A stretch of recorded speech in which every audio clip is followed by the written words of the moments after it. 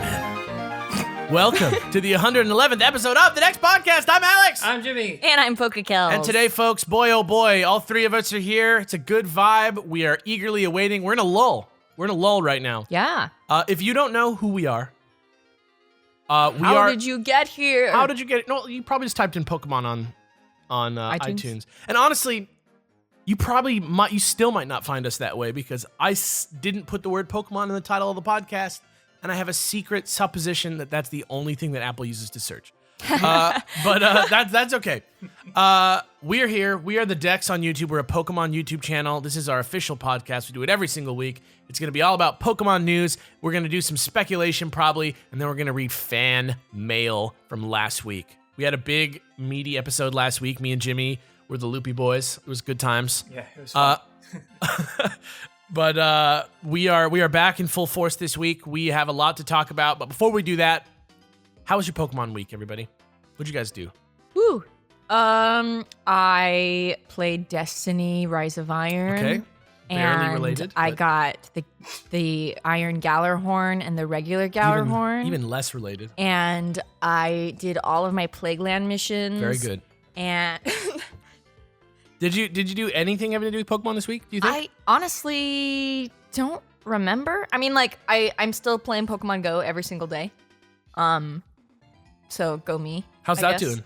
It's going good. I have 3 10-kilometer eggs that are cooking right now. Good. I started to like slowly transfer my watch back into my wardrobe, my Apple Watch. I've been wearing it for a little while because sometimes it makes me feel bad because it's like, yo, dude, why aren't you exercising right now? And I'm like, I know, right, watch? Did you guys last week talk about the compatibility differences between the Go Plus and the watch? You mean like that you can't freaking catch Pokemon on the watch? Yeah, that's pretty. Yeah, really smart. Good marketing. Yeah. I'm just working it back into my thing because I think that it will inspire me to do more Pokemon Go related stuff, which will be good for no other reason than physical fitness.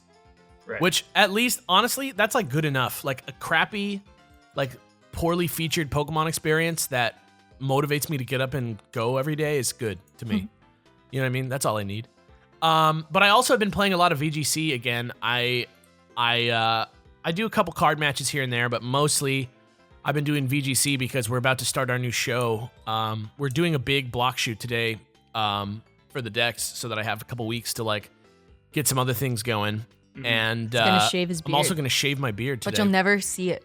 Well, you'll see like a much smaller beard in like 3-4 weeks. Yeah, that's true. Yeah.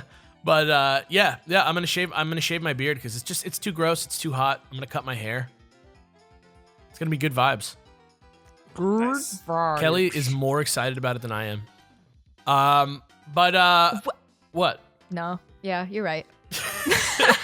What about you? What have you been doing? Me? Yeah. Yeah.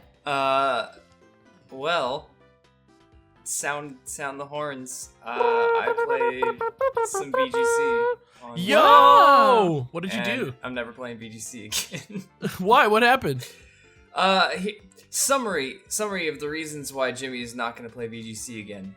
Despite not picking a very unusual setup, despite having Groudon Kyogre on my team, Despite all his rage. I filled out the rest with like some of my favorites, and I wanted to just like let's test the waters and weed out stuff that doesn't work while we climb ladder. Sure. Do you guys know the accuracy on Heatwave? What? It's like 85. Is it or something? 95? It's 90%. How many heat waves do you think I missed in a row? 2. 20. 2? 2 heat waves missed in a row. The world is a vampire. Dun, dun, dun.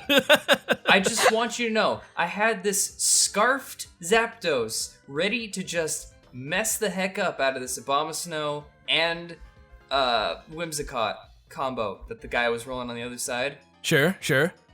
Just missed. Just missed. Look, I'm not gonna lie. It's Hang rough. on. No. Hang on. I'm Wait, not there's done. more. All right.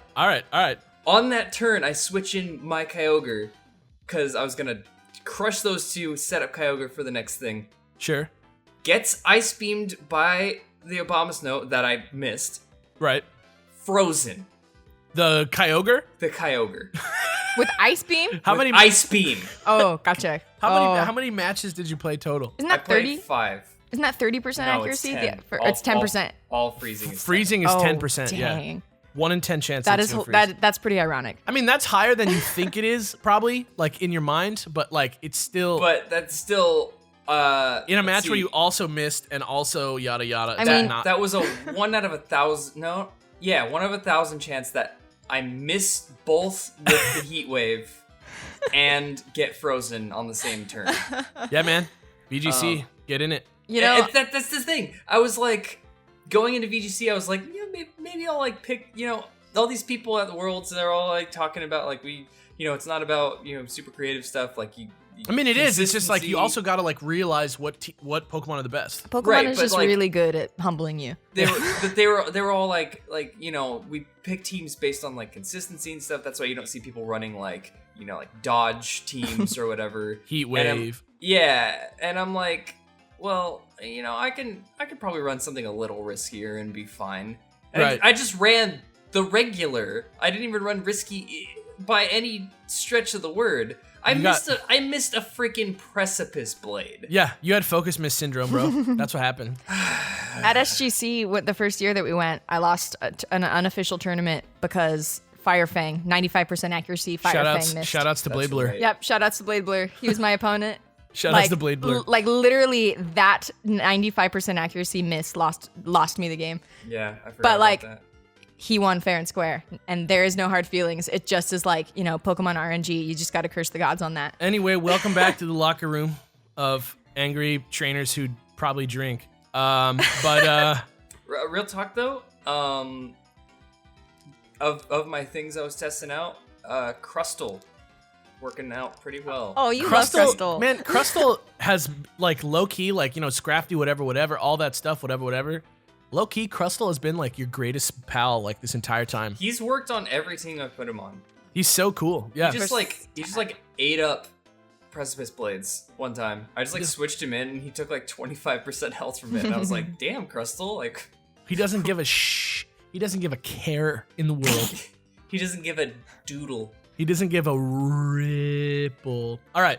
Anyway, that's enough of that. Anybody else have anything pressing that they want to talk about that they personally have done regarding Pokemon this week? No. I would say no. Then let's turn the glass on the world with the news. That was weird. Oh Was my that- gosh, our cartoon character just walked into our bedroom and took Alex away and replaced himself and said that line. I thought that was gonna be like come out like feeling like an old timey news broadcast, but that's okay. I don't mind. Anyway, like I said before, welcome to the news. We are in a lull. Yes. It's There's the eye no- of the storm. There's no two ways around Let's it. call it that. The game is like a little over a month away, which is like Crazy. what? Crazy. It's going to come up so fast, dude. Yeah. We're waiting for news that's going to happen on October 4th. So that's actually after this podcast comes out. Like we have like it shouldn't be till next week. We shouldn't get like Dex casted. Someone's going to leak it early, though, or whatever. I call it Dex casted. What it is putting out a report and then the next day it being completely irrelevant. That's what happens. But I don't think that's going to happen this week. We don't have that many scoops, but get ready for October 4th. New Sun and Moon news. That's going to be the big deal. Yeah. That's going to be hype. Also, in conjunction with the Evil Team Pokemon giveaways in Japan, which I did not even know were happening. Wait, yes, we did. We covered it. We covered it on a podcast. What? Remember how you're getting Giovanni's Nidoqueen and Cyrus's okay. I thought we were talking whatever. about like Team Skull or something. Okay, yes, Oh, no. I do remember Team Rocket, the Giovanni thing, Cyrus's Team Galactic thing. There's gonna be themes that go along with it, basically for the 3DS. There's gonna be a Team Rocket theme that has Giovanni and a Team Galactic theme that has Cyrus on it. The Rocket theme plays the Team Rocket hideout music, which is some of the most BA music that Love that Pokemon has music. ever created. And then the Galactic team, the Galactic theme plays the Battle Team Galactic Commander song, which is also a very Pretty dap. hype song. Really cool. I might get the Giovanni theme depending on how it looks. I haven't seen the art on this one. They're not released in the US yet, but hopefully they will be. I mean, I might just get it for show because I don't know. if I would ever change. I mean, like, look, what would compel you to do that? And in an instance where you would change your theme, how would you? My question isn't about whether or not you should change your theme, because honestly, I'm a very like accepting man. Yes. The question is, how could one bring themselves to do it if they wanted to? A. Right. Yes. And B, what steps would they take? What steps? What steps would they take to do it? And where would, like, what's the, I want to know the process. Like, right. Yeah. Yeah. Yeah. Like make a documentary about how to do it would be, or at least like a list, to me. A written stepwise list. Like just a sort of like expanded thoughts on the changing of a theme, published anonymously, and how it's done, and how. Show me. You know what? Can be show done. me. You know what? Show me how it's done. Yeah. Show Theme don't changers, show up with your themes all cool. Show me how it's done. All right. So dumb bit. Welcome to Dexcast episode 65. Yeah. The North American Second Chance Darkrai event is live until October 31st. Get Darkrai through the shared serial code DARKRAI20. That's the North American code, okay? That's capital D ARKRAI. Oh, is that real? Yes, it's case sensitive. Okay, so capital D, lowercase Darkrai 20. That's for North America. For Europe, it's all caps Darkrai 2016. That ends today, the day this podcast is live. So if you're on the Saturday crew and you're from Europe, damn. I guess getting Pokemon Sun and Moon a week late is not the first time that you're getting are rocked. They getting Sun and Moon a week late? Yeah. Mm-hmm. And everybody from Europe reminds me of that constantly, and it makes me so sad. But wait, hang on. So you're telling me that even though the like regional championship, the first one after Sun and Moon comes out, is a month after the game launches, they are also getting the game a week later. That is correct. Oh no. That's dumb. That's okay. But it's normal. It's normal. Real quick, I'm gonna tangent just for a second. A lot of people tweeted at me and at us after last week's discussion about like the championship being like a month after, and that I thought that was dumb. And people were being like, well, like, you know, these games do that. Like someone said, like Magic the Gathering does that. Like the championships are like immediately after the set comes out, and it's like you don't have to train your cards. Like you don't have to, like, I mean, technically, yes, you have to like catch them all, but like the people who are really taking Magic seriously are just gonna buy a couple boxes and have the whole set. Well, one might say that those who are taking Pokemon seriously are going to quote unquote have their brother make their teams for them, quote unquote. But like I know. I'm just saying, like, I feel like that just goes against the spirit of the game. I'm so with you. much I'm to with be you. Like, I'm with you 100%. Yeah. Okay. I just wanted to get that out there. Like, you don't play like games like Magic or like Street Fighter or whatever to like, I'm gonna stroll through the I don't know, training zone level, and enjoy the like Pokemon. I don't know. It's a grind. It takes away from the like enjoy the game for a bit. All I'm saying is they shouldn't have leaked the game last time. Got him. Yeah. I think Pokemon is literally punishing them, which is like so funny to me. Anyway, that's that. The themes. Get your Darkrai's. Next bit of news: Japanese YouTube show Neko Mario Time. Not sure what that show's about. Think it's about Cats and Mario, which, like, if that's a whole TV show that comes on all the time. It's Catsuit Mario, and it's like a show, but I've never seen it. So I don't know it's exactly that like Muppet Catsuit Mario show, right? I think so. Oh, weird. Anyway, a brief clip of Alolan Executor was shown in it, and it uses a new move called Dragon Hammer. No stats about this move are available, but it knocked out the Execute it was fighting in one hit. It wasn't a Z move, it was just a standard move. All that bit of news is that, number one, there's a show on Japanese YouTube that's Mario wearing a catsuit that still comes on today. And second, that Executor has a powerful new move called Dragon Hammer. Great. It might be similar. What's the name of the physical move that he... The Wood one hammer? that he was... It's not wood hammer. It's like solar beam, but it's physical, right? Leaf blade? No.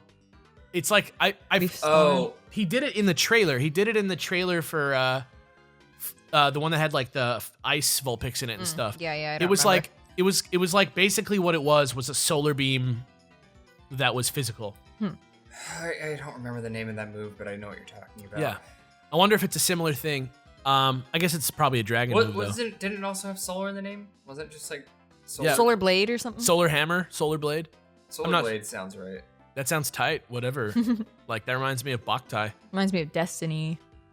You guys remember Boktai? Nope. The GBA game with a light sensor on it, where you No. fought vampires and it was a stealth game, and you had to like charge your gun with the real sun. Literally No. never heard of that. It was I produced remember by you playing it. It was produced by Hideo Kojima. It's really cool. Anyway, yeah, we don't know any stats about it. We know it's not a Z move, so get hype. Looks like he's going to be a physical attacker. Also, the Volcanion distributions in Europe have been announced. I don't know.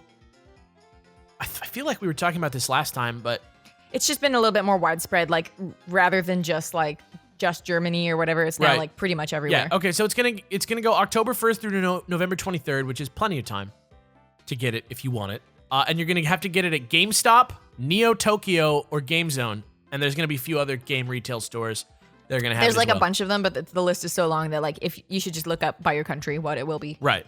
But it's tight. Like, go get that because that's gonna be sweet. Volcanion, great, really great TCG card. That's the best I can say about Volcanion, and he looks cool. Cool. In an interview with podcast Recode Decode, John Hankey of Niantic, he's the CEO, right? Yeah. He's the CEO of Niantic, which is the developer of Pokemon Go. He spoke about it for an hour. You should listen to it if you're interested because it's a pretty cool interview, and this is the type of stuff that he should have been doing for a long time. But I don't know. But here's the important takeaways from it. Number one, Hankey confirmed that they're working on getting Pokestop coverage to more rural areas. So if you're in a rural area that's bald of Pokestops, don't worry. They're going to bring them to you soon. But he also said, on that note, he said that the amount of Pokemon that appear, there is no difference in the calculation, so they should be appearing like the same no matter where you are. However, more Pokestops means that more Pokemon are attracted to them, of course, because like lures and all that. Right. So, but he said that it was very I always important assumed to that him that to was get really that the done. only advantage, but I know people like their Pokestops to be close to them, and I feel guilty because literally I could walk like 25 minutes and hit probably 40 of them. Right. And I know that sucks for some people. Like, how many are close to you, Jimmy? There are 4 in a park that's a couple blocks away, but they're like, there's 4. 4 Yeah. is my max. I was at my parents' house last night and I looked on my map and there was I saw 1 and I like looked over and I was like, oh, that's at the elementary school. It's 10 o'clock p.m. I don't feel good about that. Right. And to be clear, neither Jimmy nor Kellz's parents live in like anything resembling a rural area, so Yeah, I can't It's even just kind of like imagine. a suburb. I am like a mile away from the center of college town.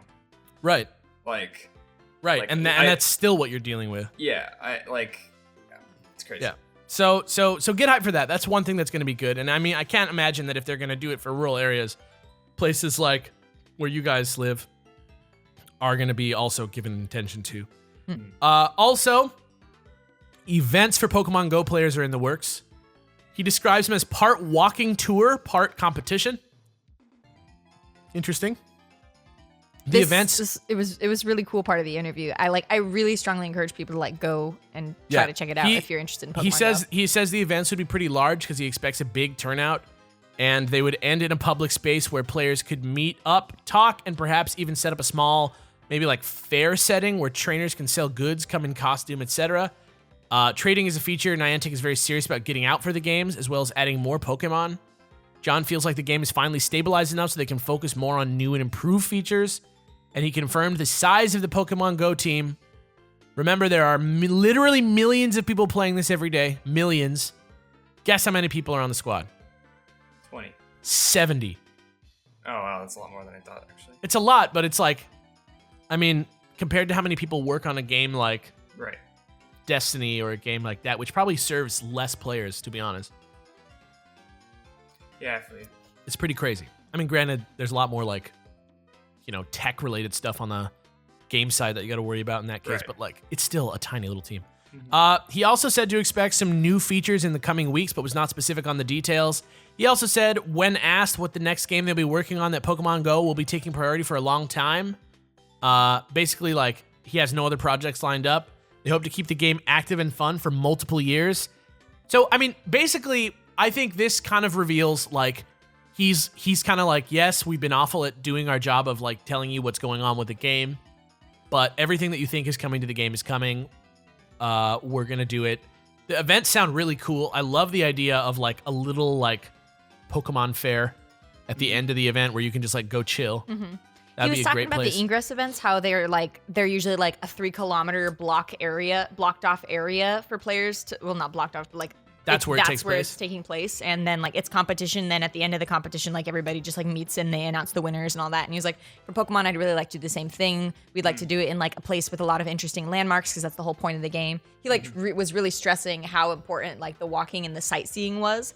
And so he said that the events, he would really like to do some sort of walking tour or I think it's gonna have the same sort of zone. structure as a pub crawl, if I had to guess. Yeah. Actually, that word was mentioned at least once. Yeah, I think it's gonna feel like a gym battle pub crawl. That has to do with teams winning different locations, which is exciting. That sounds really cool. And I couldn't stop thinking of San Francisco when he was talking about it. I don't want it to be in San Francisco. Yeah, that's true. Just because I live 5 hours away from there, but San Francisco is the perfect city for a Pokemon Go event. Mm-hmm. Of course, they're also right there. But there is also one last thing about Pokemon Go that we can talk about before we move into our discussment, which is that one of the new features that was actually added to the game recently that rolled out is that there's been a slight alteration of Pokemon nests. If you don't know, Pokemon nests are where they spawn, basically. All Pokemon periodically randomize with Pokemon that are the same rarity as they were prior, okay? So basically, before, remember, you'd go and you'd be La Brea Tar Pits is a Charmander nest, right? Mm-hmm. And you'd be okay, that's where I go to get Charmanders. And then they roll out their reshuffler. Mm-hmm. And now all the Charmanders are Eevees, for example. Right? Mm-hmm. Right. And then now that's a place where you go to get Eevees, right? Mm-hmm. Now it's going to be random. So I mean, it's a kind of a difficult topic to explain. It's not every time you go, the nest will still be a nest that spawns one type of Pokemon, but it's going to periodically change which Pokemon it spawns, so that if you go to the park, you're guaranteed to go and get a bunch of candy and stuff, but it will help you get, if you just live really close to, a place that spawns, Eevees or Charmanders all the time, now you actually have a chance to have Pokemon that you usually would probably have to travel much farther to get.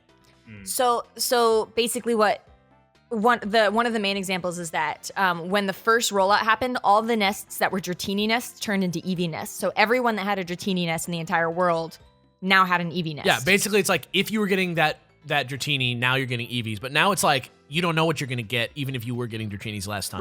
Right. So now which I think is better. And I think it's going to make it so that people who are not as lucky as me to just be around every single Pokemon all the time are going to be able to actually get their hands on that Snorlax or get their hands on that Lapras or get their hands on that. Mm-hmm. In that sense, I feel it's more sensible for those people. At the same time, I really felt like that was a cool feature of having a always the same nest, because it made the world feel like routes in the game. That's real. Yeah, but even that was gone in the first couple weeks. That was gone with the first shuffle, right? Well, that's what I'm saying. The shuffles in general kind of kill that feeling for me. And it's not the biggest thing in the world. It's just it was cool to have a Dratini nest. That was near me. I think low key what they should do is make sort of more well, let me just, you know what? That's it for the news. Let's jump into the discussment.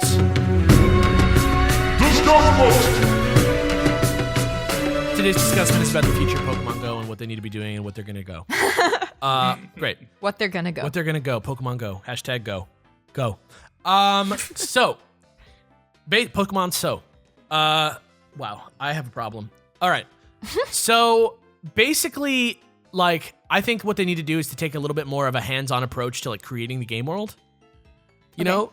And I like this sounds crappy, I guess, but like maybe not. Like just they should maybe have like an algorithm that is aware of like when a place is somewhere famous or interesting, and then really try to get like relevant Pokemon.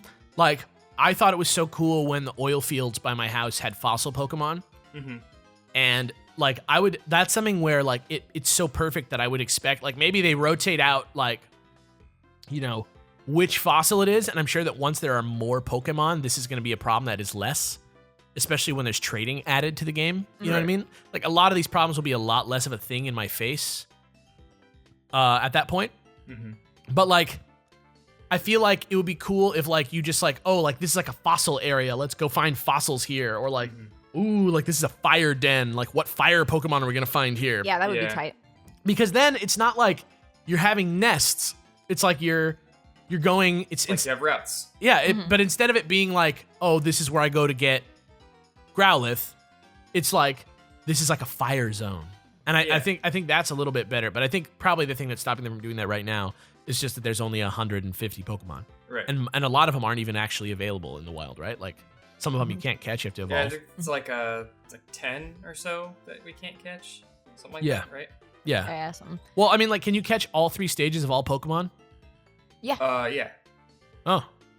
Well, yeah. Anyway, point is, I think once we have more Pokemon, we're going to see more stuff like that, and I'm very excited for the events. But the question is, like, is it enough? Like, is there a way that this game could, like, I know, like, I feel like Kelly's still, like, very much pro. I'm pretty much in the middle, and you're pretty, like, not into it anymore, right? Yeah, pretty much. Like, what like do you think that the game is like salvageable for you? Like is there like a news story that could come out that would make you turn this game back on and be like other than like obviously just like Gen 2? Gen 2's out. Like is there something that would make you get excited about like going back outside? Like is there something missing from the game? I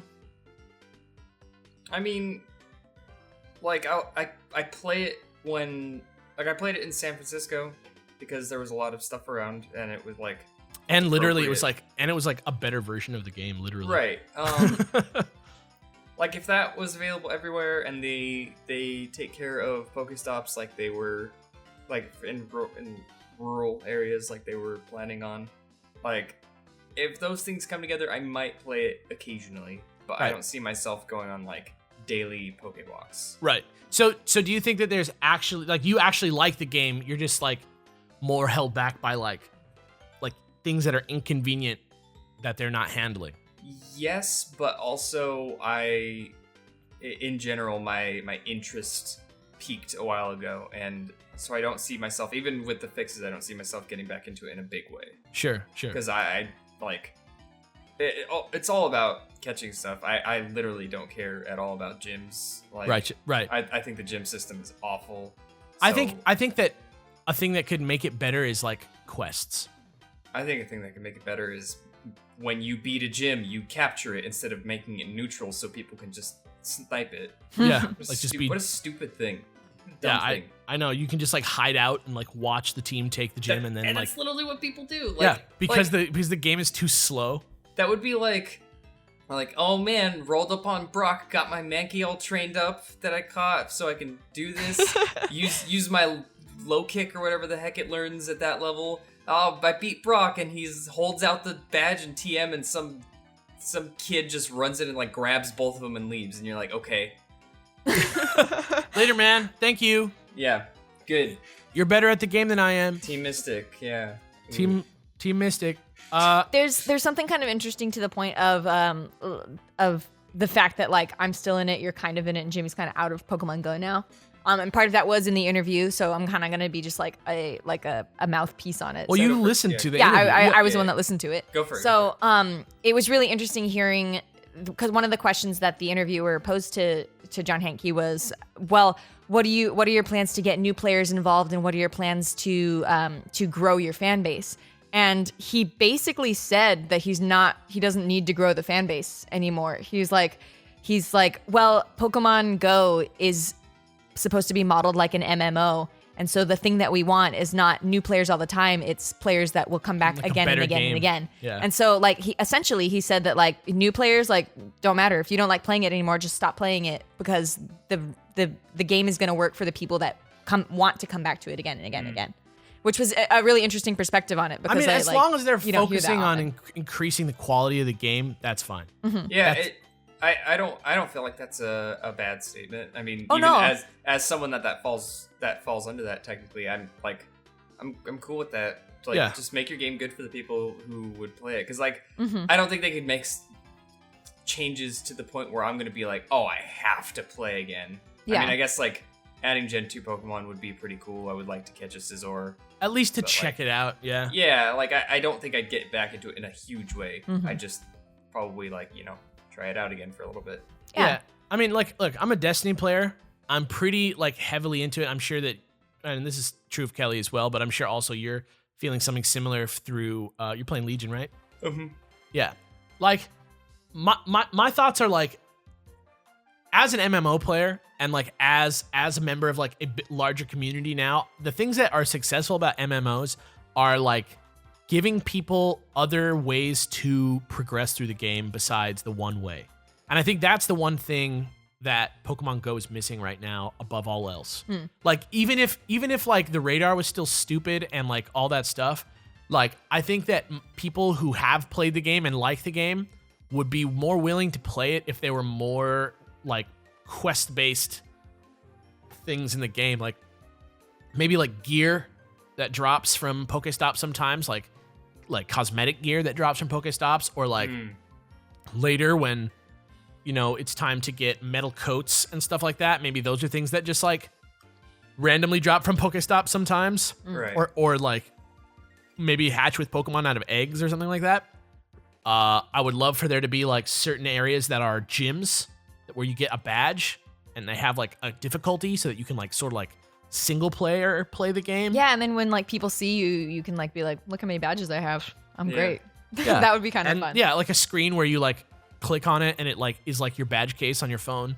Just like little things like that, like things that actually make it more like an MMO, like it like dailies, like catch 10 fire Pokemon today and you get like something tight, like you get like 20 Ultra Balls, or Right. just like stuff that MMOs do that Pokemon Go's not doing, that are like simple things. Because right now it's about as much of an MMO as like Battlefield is. You know what I mean? It's not really Yeah. an MMO so much as it is like a thing we're all doing, and then like you play do the one thing, and then you get gear or you get Pokemon or whatever. Like Right. I want there to be like different ways to play the game, and I think that if like looking at like what he's saying here, like he's adding trading, he wants there to be like some type of like fair situation. He wants like pub crawl type events going on.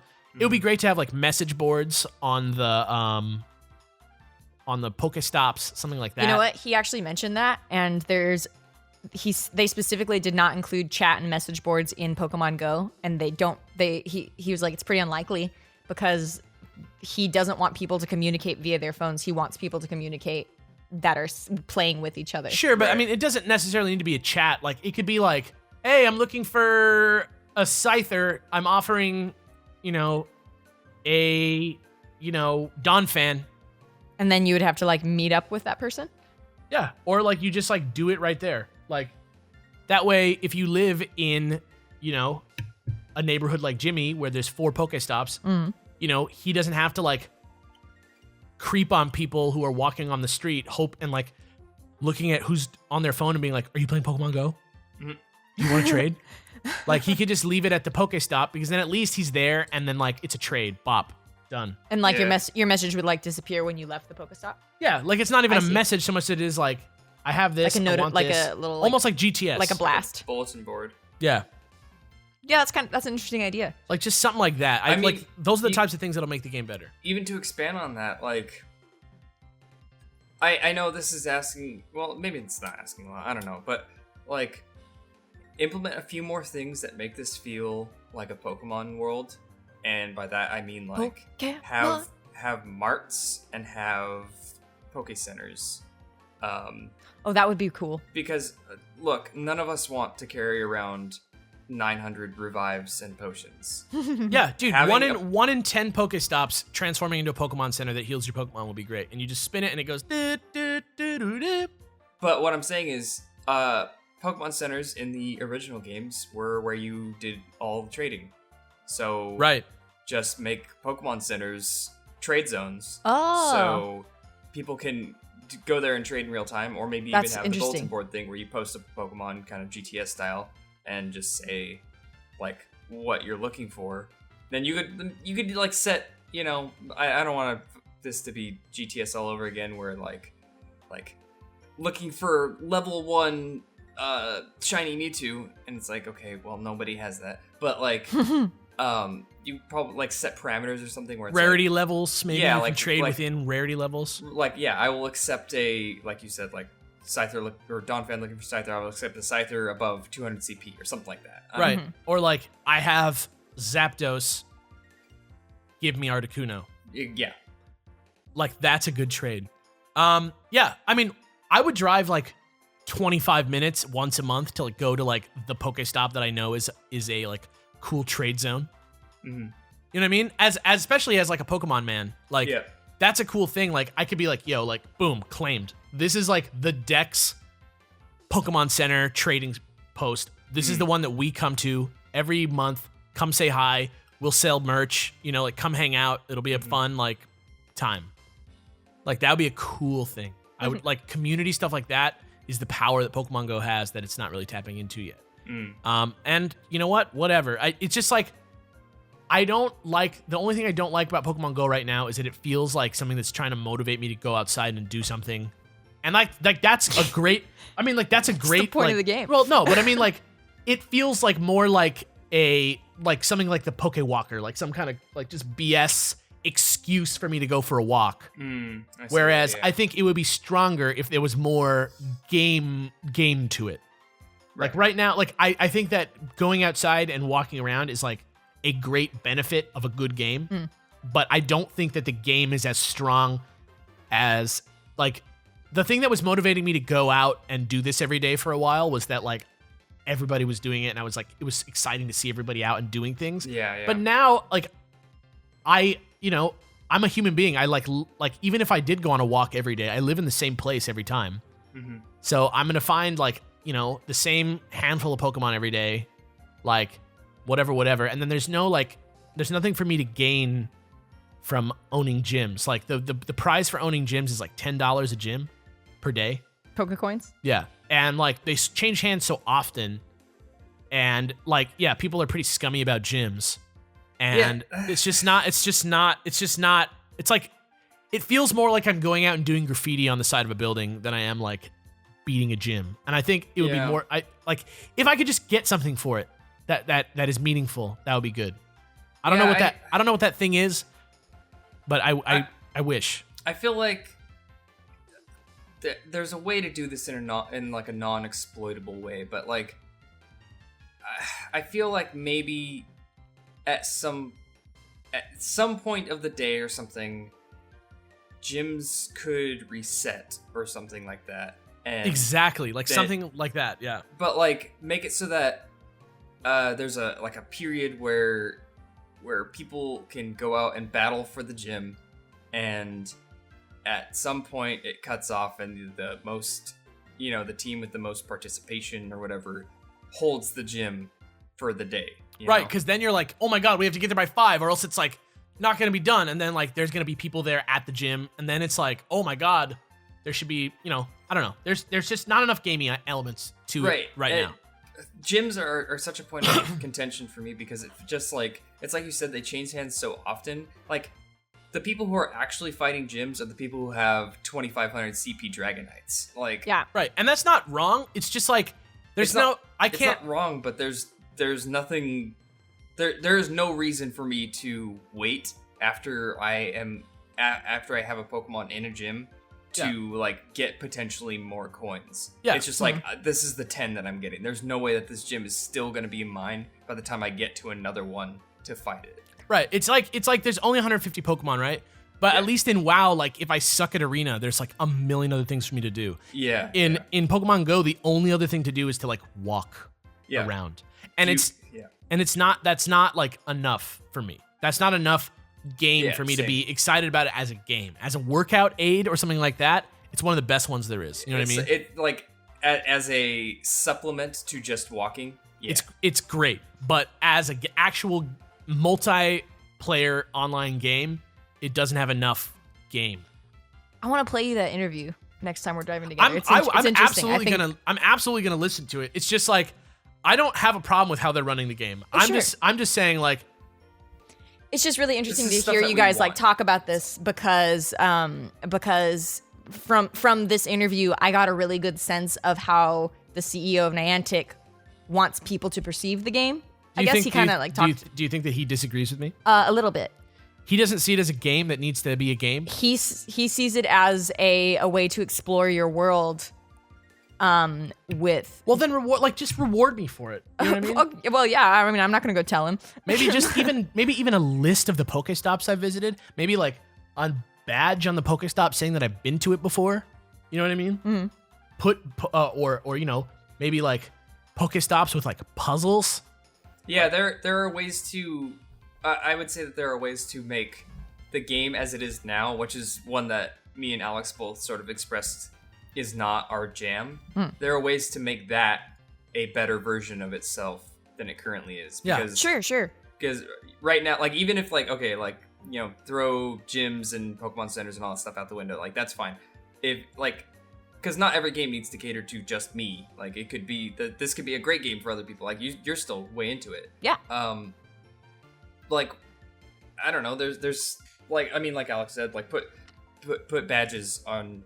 Or badges or markers or something on Pokestops you visited, so you can look out over your town and be like, well, I haven't been here. Like, why don't I go check that out today? And you do a different route or something, you know? Like, very tiny things that could make the experience more like a Pokemon experience where it's like, you know, collect them all, explore the world, as opposed to just like, well, the things are there. You can go get them. And right. Like, that's there's ways to gamify the game along the lines of whatever their philosophy is. That's all I'm saying. Of course. And I think that's what needs to happen. Like I'm more than anything, obviously, I just want trading, battling, and more Pokemon. But like that's what everybody wants. Like I want more pizza. I want whatever, more money. But like in terms of like what needs to change about the game, I think that's the core problem with it. Is that like even if that's their philosophy, like explaining a lack of content as like in line with your philosophy is not necessarily justifiable, especially if your goal is to keep people coming back to the game. Oh, I mean, I don't think it was presented really in that manner. Right. I'm just saying like that's half the battle. I just got to see what they're doing along those lines now because like some of the stuff sounds good, but some of it sounds like they feel like they've solved it at this point, and I don't know. I just don't know. But do we have anything else we want to say about this? No, I think I'm clear. I'm exhausted. You're exhausted? No, I'm fine. You're good? I mean, you didn't talk that much during that discussion. What do you? Well, yeah, it was mainly just me and Alex. I know. I'm a really good listener.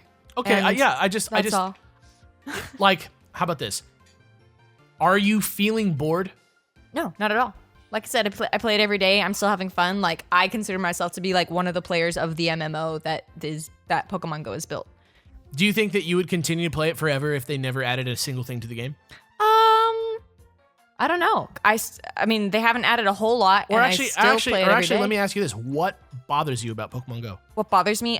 What do you think are there things that you wish were different about the game? It bothers me that I evolved a Kadabra, a very high level Wonder Kadabra, and it turned into a 1200 CP Alakazam, and it's almost fully upgraded, and it bothers me to a great extent that Snorlax, Dragonite, Lapras, and Arcanine are the gym Pokemon. Just those four. Right. And Vaporeon, I guess. Like it's such a small pool, and there's no reason for a Pokemon like Alakazam, who we all know to be very, very powerful, to be so just like weak in the game. Yeah. So it's not like RNG in a non-competitive setting doesn't but it's make not sense. even RNG. It's just that it's just that it's a weak guy. It can never get to the same level that a Snorlax can So the get game, to. so the game just isn't balanced. You think? It's just it's unbalanced. You should be able to have other Pokemon that are as strong as Snorlax and Dragonite. Right. Like it just doesn't make any sense. That makes sense. I think that is something that will get worked out though. I think that's not like a philosophy issue. That's like you put Pokemon in the game and half of like honestly the large right majority now of them are not useful. Yeah. Honestly right now Pidgeot is stronger than Alakazam. Right. And that doesn't I mean as a That's Pokemon not necessarily nerd, it doesn't wrong. make sense to me. That's not necessarily wrong, but the Alakazam should have a fighting chance. Yeah. Anyway. Like, why would I ever use an Alakazam if it the highest it'll get to? Like, right. It's because so it much work. proportionally increases with your level. And so, like, if I can get my Alakazam up to 2,000, well, then my Snorlax is going to be able to be at like 3,500. So, like, why would I ever use the Alakazam? Right. That makes sense. And I think those are things that they're going to fix. I personally hope that they overhaul the entire battling system. I think it's a little bit not what they intended. It doesn't work the way that I think that it works when you're not connected to the internet and you're trying it in like full fidelity. But anyway, I think that's it for the discussment. I think we're all on the same page. It's like the game is the game. We're not trying to stop the game from existing. Yeah. But we're merely suggestions of things that would make us more interested.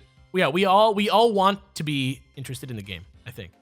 Like I think we're willing to see what Niantic has to offer. And so for me, that's that. But if you have something that you want to say about it, send it in to thedexcast@gmail.com. That's THEDEXCAST@gmail.com. And you might get it read on the air next week in next week's version of this week's Fanswers segment. Fanswers, da da da da da. Fanswers, da da da da da. Smooth. Yep, that was not the greatest transition I've ever done. No, I mean it was no. That's fine. This email, this is the part of our show, new listeners, where we read fan mail. Last week we talked about some theories involving the Ultra Beasts. Same thing we did the week before. We also talked about competitive play, the restructuring of the Play Pokemon season next year. And so let's just get right into it. This first email is from Victor. It's called Cheating. Hello, DexCast, longtime listener, second-time writer. I'm writing to you because it has come to my attention that many VGC players have admitted to cheating, and it seems to be okay with everyone. I do understand the not having time to breed and train. I'm an adult with a job too. I get not having a lot of time, but the rules are pretty clear about hacking or getting hacked Pokemon. How can I ever stand a competitive chance if I don't cheat? With the Pokemon Company being quiet about this, and even you guys saying that you have no problem with hacking, is that encouraging cheaters and putting the people who are following the rules at a disadvantage? Hashtag sorry for the long email. Hashtag Team Moon. Hashtag Team Poplio. Hashtag I suck at hashtags. Hashtag later, man. Well, I mean, without naming names, this has been big recently for a couple of reasons. But I think I think I could speak for all of us when I say that none of us are completely okay with it. I don't think it's like a great situation. Yeah. However, I think that we all chalk it up, and the people who are, more okay with it, chalk it up to the fact that the requirements of having a Pokemon that is optimal power, so something that you would want the most to compete with, because if you're going to fight against everyone in the world, you're going to want the strongest thing possible. Right. The requirements that it is available within the game, but incredibly difficult to actually obtain in that, we've talked about this before, IVs are randomized, along with, nature, along with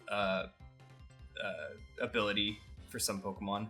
And so getting something like a perfect spread of 6 perfect IVs right-natured Groudon is possible, but so incredibly difficult. Yeah, that's the thing is this sounds like a very large injustice without the context of like the reality of the Pokemon scene and like the actual like world of the game.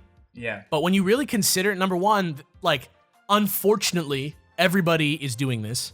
right? Yeah. So, like, there's no way around it, really. Like, in order to compete, you kind of have to, unless you have the time, you kind of have to, like, do it as well. But, I just want to stress, nobody has the time. Nobody's going to get a 6 perfect IV right-natured Groudon. Right, exactly. And what I'm saying is, like, I feel like at some point you have to. I consider cheating a criticism of the way the game is run. I don't consider it somebody trying to do something immoral to get an edge up on the competition. I consider it like especially with how dependent it is on RNG.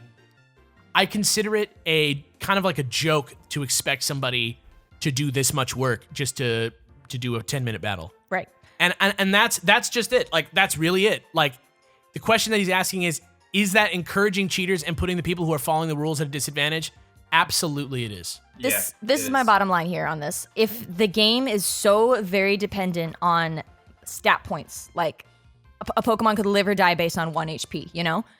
If a game is so dependent on that, then in order to have like a serious competitive like turnout for that, there needs to be an easy way to get it all done and to get what you need with the correct stat points. And and the randomization should be a lot less. Right. And I think actually that a lot of the news that we've been talking about with Pokemon Sun and Moon, the steps are being taken to try to make that more possible in the game.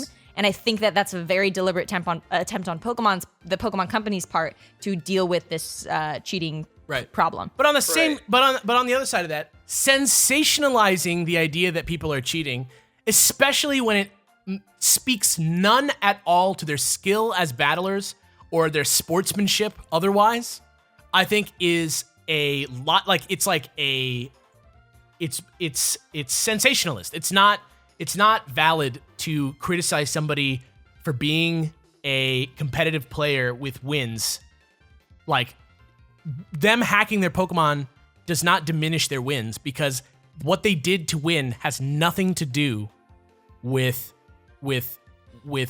whether or not they hacked their team. And the idea that you're not a real champion unless you've spent question mark amount of hours trying to get your perfect IV natured Groudon is quite frankly ridiculous. So yeah, it's because in the end, those two things are completely different camps of the game. Right. Like breeding and catching and like naturing and all that stuff to get the Pokemon that you're going to use, that is not battling. And that's not going to really help you with battling.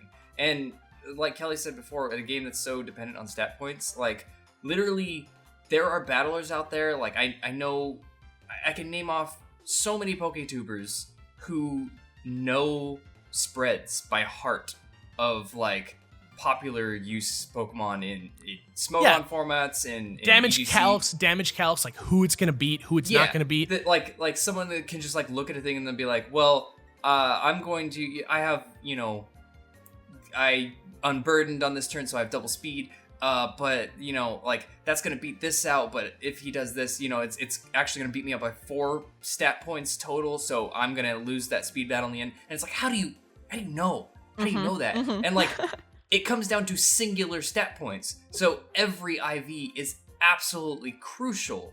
Like, you see the stuff in VGC where, like, Rayquaza survived with, like, 2 health remaining. And it's like, well, if he wasn't perfect IV, that wouldn't have happened. Right. And so that makes it absolutely imperative that you have perfect IV Pokemon. Otherwise, you're literally just playing a worse version of the game. Like, you're bringing Kirby into Melee. You're accepting that your Pokemon are worse than other people's. Yeah, and if honestly, if you're that trainer, and I'm not talking to you, Victor, like this is just you opening a can of worms. Like this is not personal towards you at all. Not at you. Yeah.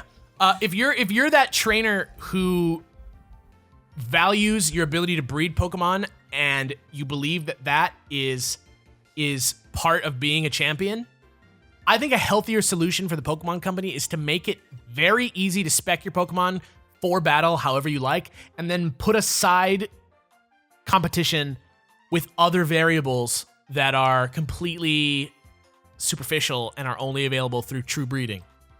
You know what I mean? Yeah. Like if really people are like judging people for their ability to breed, if that's like a huge portion of the Pokemon population and not just a couple like, you know, YouTubers who would rather, you know, drum up controversy than be creative for a day in their lives, you know, like then give them a place to express themselves. Don't drag the reputation of good sportsmen through the mud because you disagree with the fact that they did something to save some time. Absolutely. Yeah. And just to I guess bookend this, I don't know, we probably shouldn't spend too much more time on it, but yes, genning and hacking Pokemon, it does fall under cheating. It absolutely does, but what I'm saying is consider criticism and change Pokemon. Yeah, the reason that people do it is because once one person does it and has a perfect team, literally the only way that anyone's going to stand up against them in actual battle stuff is to also have a perfect team.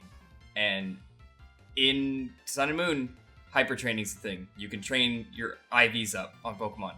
Pokemon Company understands why this is a problem, and they're making steps to make their game more accessible for people not to have to gen Pokemon. Yeah, and if you're wondering why they're not, that's exactly why they're not talking about it. Is because they know it's a problem, and they need to fix it. And they're trying not to like shame anybody because those people just don't deserve shame. Right. It's a problem that is perpetrated by how the game works itself, and Pokemon knows that if they start, you know, outright just gutting people from the scene, like it's not really on those people. They have to do that just to survive in the competition. Yeah. Right. So all I ask is if you're out there and you are in that position where you feel like it's going to be really funny if you go comment on somebody's, you know, video, or you're going to go be nasty to somebody about genning Pokemon, just stop and think about this conversation for a minute before you do that. Because hopefully we said it all right. Yeah. I'm not trying to be mean towards anyone unless you're using this to your advantage monetarily. Yes. Yeah. But you're not, Victor, and I appreciate you having the guts to come and ask the hard questions. Yeah, thank you for the email. That's I like when we get to discuss something that's maybe a little less of just like what's your favorite new mega? Right. Yeah. Okay. Thank you though, Victor. That was a great email. Next one is from Vagabond Mikhail. Mikhail, I don't know how he wants me to pronounce it. I'm gonna go Mikhail because I am American and it's easy for me to say it that way. But it's called Balance in the Universe. Konnichiwa, Alex, Kellz, and Jimmy. Hi. Call me Vagabond Mikhail. I have a short theory as to prove why Mega Evolution will be present in Sun and Moon. Well, let's take a look at two different parts of the franchise first. The TCG has recently introduced new cards called Break Evolution, and second, in Pokken Tournament, when you play as a non-Mega capable Pokemon and use your Burst move, you still get a similar effect and special move. They both seem to be phasing in the idea of Z moves in the core VGC. I think why they did this was to give all Pokemon unable to use Mega Evolution a fighting chance in battle, thus leveling the battlefield. I'm very hopeful there will be Megas in Sun and Moon post-game, so as to focus on the new mechanics first. I'm really wanting to see my Froststar, which is Abomasnow, use a Z move, and weigh out the options with Mega Evolution or Z Crystals. So what do you think? Hashtag keep Megas, hashtag Z moves, hashtag I love Abomasnow. I don't think they're going to get rid of all the megas that they've had so far, but I still believe that they're not going to add any new ones because I feel like that's just at this point in what's been released so far. I just feel like it's not necessary. For me, it has nothing to do with what I want. Like I don't care about megas coming or going. I thought they were awesome. I like them a lot. I don't need them to be here. But would I be, if I found out that they were here and that you had to choose between Z moves and megas, would I be excited? I mean, as long as it's fair and balanced, of course I would be fine with it. Do I think it's going to happen though? Do I think megas are going to be in the game? No. You know what I mean? That has nothing to do with me, what I want. I don't think we're going to be seeing more megas in Sun and Moon. I don't think we're going to be seeing any of the old megas making an appearance in Sun and Moon. Really? I think that if they are, it's going to be post game, and I hope that that's how it's implemented, if at all. Yeah. But yeah, I don't know. People have pointed out that the Z bracelet has an extra slot on it or whatever that could be for a Mega Stone. I would be fine with it. I don't think that would be bad. It would be a really crazy dynamic to have now you're looking at a team and you're like, all right, which one's their Mega, which one's their Z move user? Like, that'd be pretty cool, because that just makes a whole bunch of more options for combinations of teams. But I don't know. I'm nonplussed either way, I suppose. Yeah, that's kind of how I feel. I don't know. Yeah, we're all happy with Megas. I don't think they're going to be in the game. Other people disagree. We're just going to have to see at this point. It doesn't really affect my my enjoyment of the game is not hinging on whether or not there's Megas. Yes. We have seen a lot of interesting Pokemon features come and go. Like Pokemon Safari is one example, not in every game, but it's in some games. Like Pokemon that follow you around. Right? The Pokeathlon, there are huge parts of each game that just sometimes never come back. And right. While Mega Evolutions is a different game mechanic than those types of things, it could be that was just the thing for Kalos. I guess we don't know. Yeah. But like Alex said, if they include them, tight. If they don't include them, fine. But but objectively, if I'm thinking from the information I have so far, I don't think so. If I'm being completely honest, instead of Megas in Sun and Moon, just please, FFS Pokemon Company, make more Alolan forms and not just Gen 1. There could be a reason for it. We'll see. Yeah. We'll see. We will see. I don't want that reason though. I don't think there's gonna. I don't know what the vibe is on that. Realistically, I don't think there's gonna be anything above Gen 1 as far as Alolan forms go. But I would like for there to be 50 Alolan forms in this game. Yeah, I would like that more than seeing new Megas. The thing is about stuff like that is that we don't know what sort of plans they have for this version of the game. They're already willing to shake up so much about the structure and format of Pokemon this time around. Who's to say that there's not going to be expansions in DLC? Yeah, but we said that for X and Y, and we said that for Oros, and it hasn't happened yet. Right. But from every other angle, those games were much more in line with the formula of Pokemon, and I think this time, Mossad always says they're trying to keep people guessing. We got that new director who did that very different feeling Delta episode. Yeah. Did you play through that? No. It feels a lot different than the rest of the game. In terms of tone and pacing, very different. And this guy being in charge of a whole game, it's very exciting to me. So Mikhail, thank you for that email. Yeah. On to the next one. This next one's called No More Theories. It's from Hunter. Greetings, Dexcast. I'm tired of all these theories going around about Sun and Moon. Have you considered the possibility that the Ether Foundation has nothing to do with the Ultra Beasts? Maybe they are just as clueless as the player is supposed to be. Maybe they are actually the good guys. Maybe this, maybe that. My point is, if you're wrong, you'll be disappointed and convinced that your idea was better, and if you're right, then you will have spoiled everything not only for yourself, but for all your listeners as well. Maybe Game Freak just wants you to be curious, and that's it. Just play the game and be just as surprised as Game Freak wants you to be. By thinking too much about all this mystery, you're not only judging a book by its cover, you're judging it by the movie trailer, which I've done before, and let me tell you, it's not fun. I'm not saying you can't think to yourself that would be interesting or this could be connected. I'm just saying you should leave it at that and move on. I hope you take my point into consideration and shut up about every potential plot twist. Whoa. Trying to be optimistic, Hunter.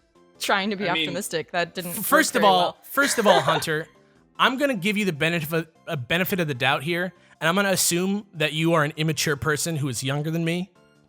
Okay? Because for any other reason, you writing an email to me that you want me to read on the air, telling me to shut up about something, is absolutely unacceptable, rude, and very just bad, okay? And normally I say stuff is not personal, but if you're gonna come and send mail to my show and tell me to shut up about something, you better be ready to be, called out on the air, okay? Yeah. Next, let's talk about the rest of this email real quick.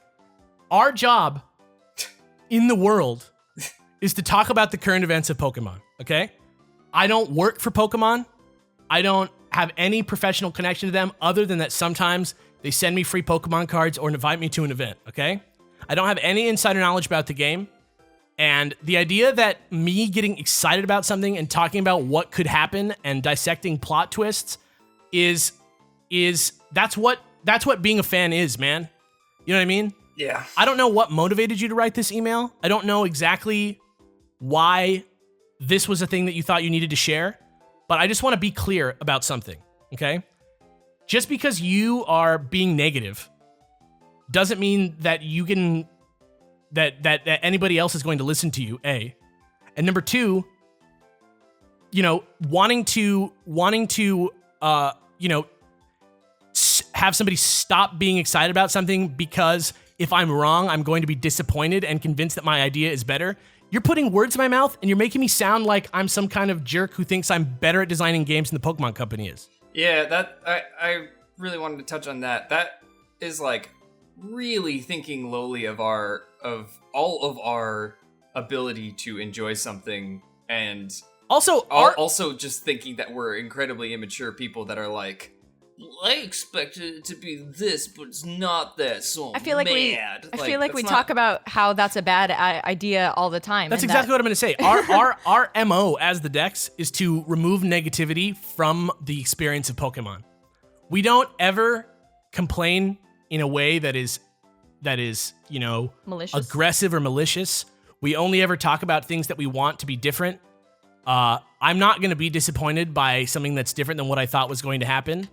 And the idea that me speculating about something is spoiling it demonstrates that you don't understand what the word spoiled means. Also, like, if you're really that sick of it, just don't listen to the podcast. I mean, that's a pretty easy solution. Like, it's a podcast about Pokemon news and current events. It's in here. Sorry, that's like, we're not going to be like, well, news came out, but we don't want to spoil it for anybody, so we're not going to talk about it. Now, I'm sure that when you hear this, you're going to write me an email back that you're going to tell me that you were sorry and that you didn't mean any of this and that I misunderstood it.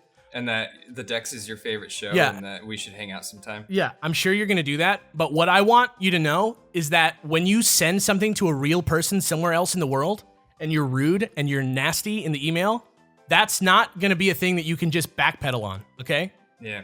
It's a real thing. So just think about that next time. I hope you buy Sun and Moon, and I hope you continue to listen to the Dex, because everything that seems to be the things that you're worried about are the very same things that we fight against every day. So, have a good day, man.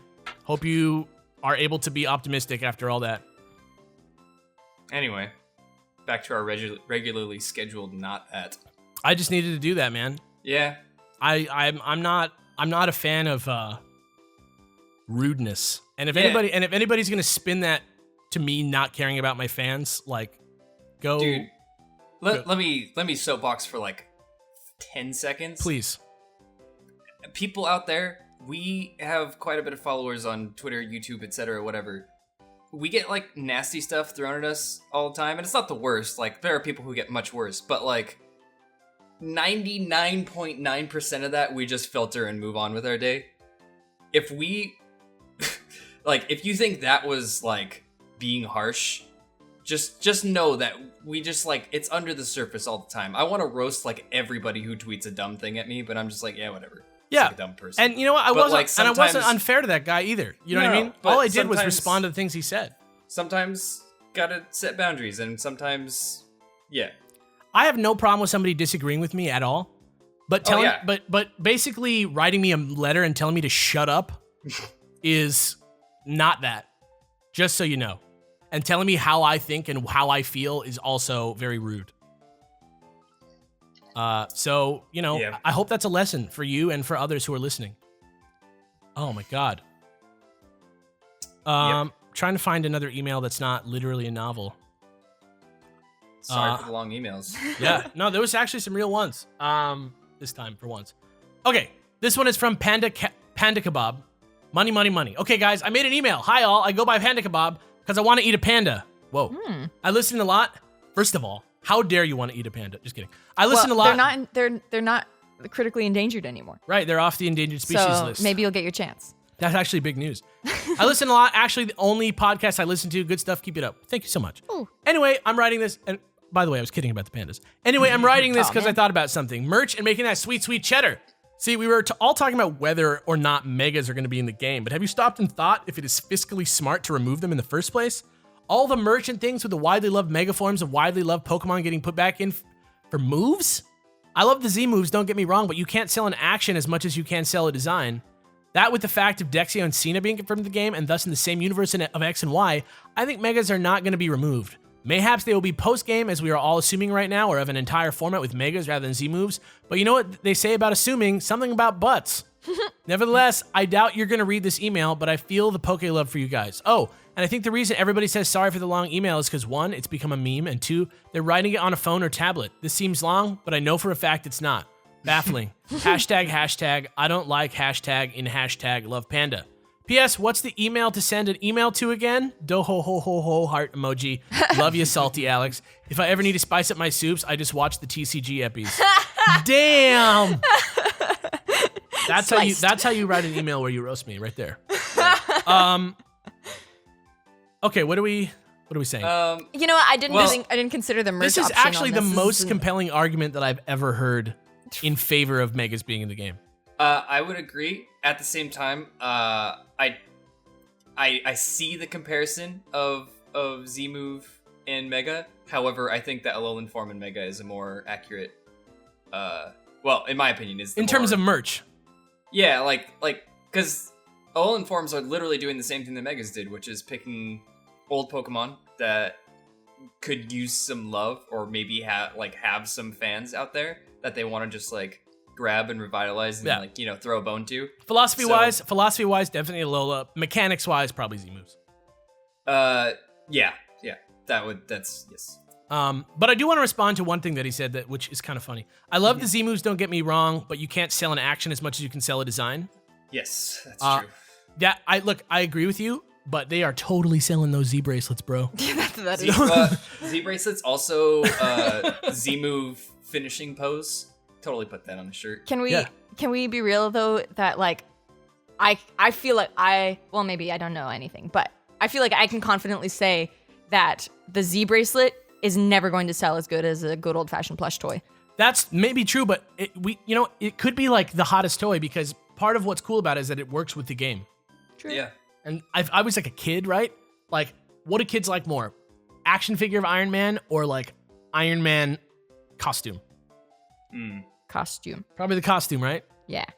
Because they want to like be Iron Man. Yeah. Okay. I understand that. Hang on. Middle center point.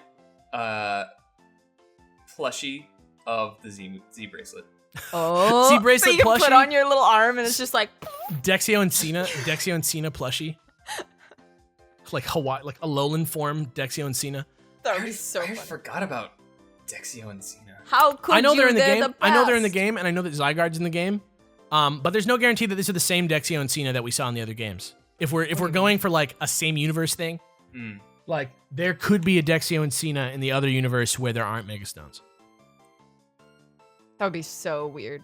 I mean, yes, it would, but like, it's true of every Pokemon, right? I mean, yeah, I just feel like that's different. And Professor Oak, and all the gym leaders, and every character in the world, right? Like we know there's a I just Steven don't Stone. think that we're ready to like go into that I know that. territory in Pokemon yet. There's a Steven Stone in both worlds. I'm just saying. All right. I'm just saying. Link All right, cables. All right. You're Game putting theory. on like a tinfoil hat right now. Game theory. Game theory. Yep. Alolan forms. Investigate Alolan forms. All right. Okay. One more email. One more email. One more email, and then we're out of here. Let's hope we don't roll another person telling us to shut up. Yeah, dude. I don't know what happened. I just went in. All right. Went in. Version exclusive store. I still stand behind everything I said, by the way. I did not insult you once other than to assume that you were young and so you didn't know what you were talking about. Because I wanted to give you the benefit of the doubt. Version exclusive stories, ? This one's from Brian. Sup, Dexcast, optional guest, and beloved friend, Wallace. That boy. I love the idea of Wallace as a beloved friend. He's a beloved friend. He's sleeping behind me right now. Yeah. I'm Brian, and I have a theory that woke me up in the middle of the night. Oh. To cut to the chase, the theory is as follows. What if Sun and Moon have different stories depending on the version? The evil teams could be dependent on the game you bought.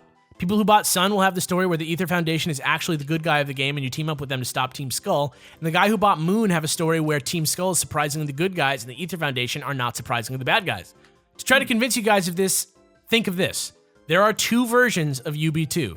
There's the one exclusive to Sun called Expansion, and the one that is Beauty.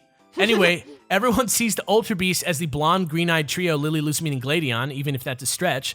And the story would be something wild where in Sun, you fight Team Skull up to a point where Gladion confronts you and will no longer be able to control his human form and expand to his Ultra Beast form. And in Moon, you'll fight Lusamine after discovering the Ether Foundation's secret or something along those lines. That's all I got, and keep in mind, I made this up at 3 a.m., so it was kind of a lazily done theory that I wanted to get my favorite Pokemon cast. Thanks for reading, Brian. Hashtag not really a fan of hashtags. Hashtag love you guys, though.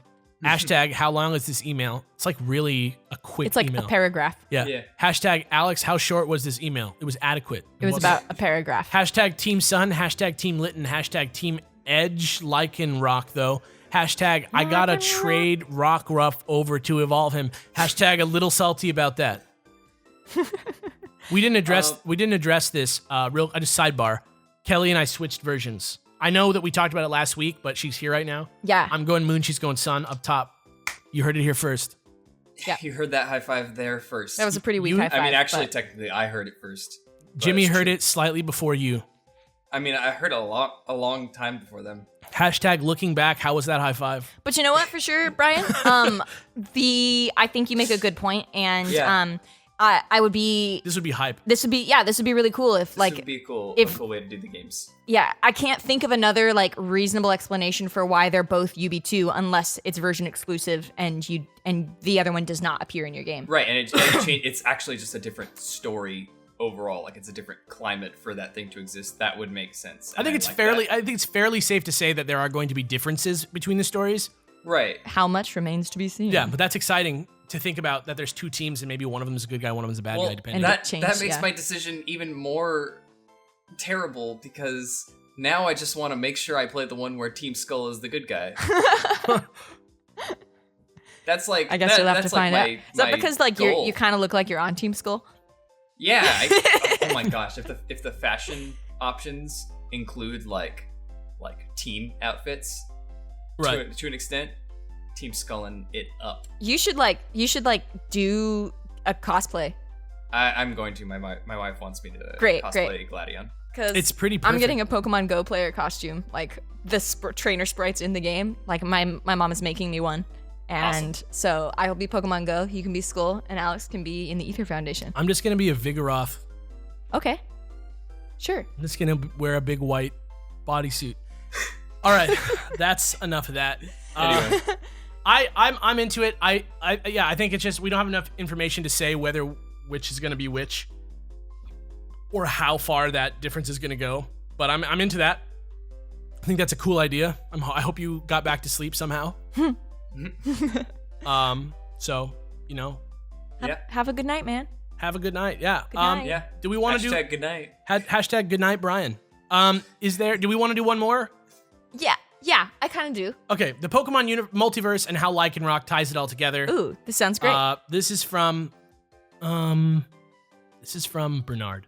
Hey Dexcast, when Lycanroc was first revealed, I was a little confused as to why it was one Pokemon with separate forms rather than just being a branched evolution like we've seen in the past. However, after learning that Lycanroc's form isn't based on the time you evolve it, but rather the version, it makes so much more sense, especially considering the official website says its form is dependent on Solgaleo or Lunala's influence. I think Pokemon's multiple versions have always been a good example of the idea of parallel universes. For example, we've had things like the Pokemon available, the evil team that you face, the leader of a gym, and several other things dependent on the version you decided to pick up.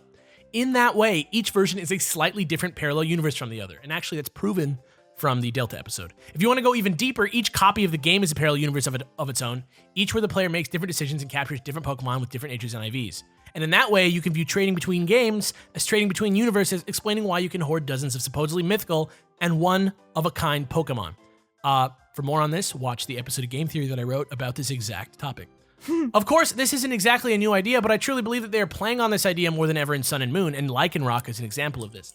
Since Rockruff evolves into Lycanroc's midday form due to the influence of Solgaleo, we can assume that in Pokemon Sun that Lunala does not reside within Alola, and perhaps might not even exist in that version. Or, to explain why it would still exist in Sun's Pokedex, it could be something like Solgaleo and Lunala fought over Alola in the past, but in the world of Pokemon Sun, Solgaleo won out and now resides over the island as its token cover legendary. Because of this, Rockruff only evolves into the midday form of Lycanroc, and the average person might not even know it has another form. Meanwhile, in Pokemon Moon, Lunala resides over Alola, and Rockruff evolves into Midnight Lycanroc. Maybe that's why Lycanroc's 2 forms are just forms rather than being a branched evolution, because in their respective universes, they are just the only evolution of Rockruff. I might be way off, but either way, it is something pretty interesting to think about. I know everybody says they have a long email, but just to spare you time, I'm still torn between Rowlet and Litten, and I'm Team Sun. This is good. I like this. If this game, I really do think that the introduction of Delta Episode and Sun and Moon is like, you know, it's obvious that it's slowly kind of introducing that topic of like, these are all parallel universes. If this really truly is the game that like is like makes that canon, like I don't like probably so many of the things that you guys have sent into us become immediately possible, and I don't know. I think they already kind of are. Yeah, and I think that maybe this is the game that actually like makes that distinction very, very clear and really changes things. And I think that would be so cool because like, what else does Pokemon have to do to get us really excited? Other like a great way to do that is to have me playing Sun, Alex playing Moon, and being like, hey, I got to this city and this happened, and he's like, I got to that city and something else entirely happened. Like that is something cool, and it'll get people to play both games. And it'll get people talking about differences and getting excited, communicating with each other again to find out what's different. And that so you're very into this. That I'm very into it. Very, very into it. I think that is very aligned with Pokemon's brand, and that this anything is that gives a, me honestly, anything that gives me like good thing. Anything honestly that gives me like a deeper understanding of the world of Pokemon, I'm like 100% behind. Anything that like speaks to some sort of overarching theory behind everything is gonna make me the happiest. That's what I like. That's what I want. But yes, Bernard, thank you for that email. I think we're done here today. Which one are you getting again, Jimmy? Which one is Team Skull good in? Right, good. Okay. I was Moon initially, but I like Day Lycanroc better. But realistically, I'm probably not going to use it. So, unless it's sick. I mean, rock types have a bad reputation. Yeah, but it like I don't know. Like I like the concept of both of them. I don't know which version I'm getting is the answer. All right, great. Okay. Well, guys, thank you so much for listening. If you're listening to this on Friday, you can listen to it again on YouTube. If not, if you're listening to it on iTunes or something similar to that, please leave us a 5-star review there. That makes us really, it gives us help. It helps us sell ads on the podcast. Yes. We still haven't done that, by the way. I'm working on that. But we will someday. And let me vouch for him on the fact that like he's working hard on that. There's been some like crazy weird ad stuff. Just some nonsense. Just literally like YouTube will just be like, oh, so I see you uploaded a whole video, right? Well, I don't see it, so I'll just wait. Yeah. And then like 5 days later, it's still like, nah, I don't. What are you talking about? Whole video? I don't know what you're talking about. Yeah. Or like the process of actually buying and selling ads for this podcast via email is like so convoluted and annoying that I just say forget about it. Yeah. I don't know what we're gonna do. I'm gonna figure out some way to have this Poke podcast make us some money so that we can keep doing it and not have to worry about it. Right. But I appreciate everybody who listens, even you, Hunter. I'm sure that someday we can speak again on better terms. But thank you for listening. My name is Alex. I'm Jimmy. And I'm Kellz. I'm tired. We're the Dex Podcast. Thank you for listening. We'll be back next Friday. Come check us out on YouTube tomorrow. See you next week, guys. Bye. Bye.